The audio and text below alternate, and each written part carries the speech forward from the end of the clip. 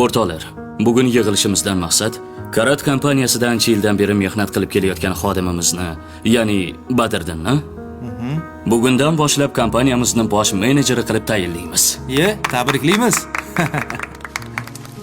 Badriddin, tabriklayman. Rahmat. Kompaniyamiz nomidan sizga bu hadiya. Men bu sovg'ani olmayman.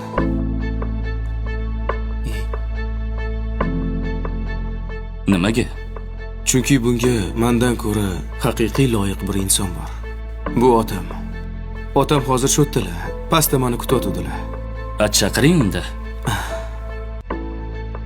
Agar kattalik bo'lmasa, shu sovg'ani birga tushib o'z qo'lingiz bilan bersangiz, otam xursand bo'lardilar. Mayli, otalarning hurmati bor. Rahmat.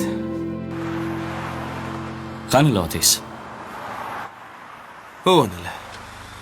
Bu o'sha oxirroqqa qo'yaverasiz. Voy, u Qorovul Nuriddin aka-yu. Sizlar bilarmidinglar? Siz qorovulimizni o'g'limisiz? O'sha qorovul meni otam. Ada? Assalomu alaykum. Va alaykum assalom. Assalomu alaykum Va xo'jayin. alaykum assalom. Mana shu inson meni otam bo'ladilar. Kompaniyaga boshida ishchi bo'lib kelganimda seni otayligimni hech kimga aytmagin dedilar. Ustingdan kulishadi dedilar. Bugun endi faxrlanadigan kuningiz keldi. Chunki bugundan boshlab mana shu kompaniyani bosh menejeri bo'ldim. Shunaqami?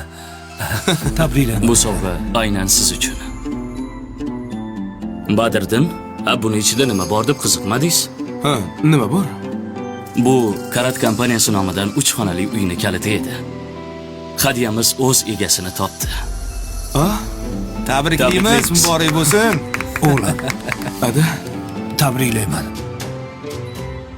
sizdagi otam borligidan hech ham uyalmaganman. Men siz bilan faxrlanaman. Rahmat bolam.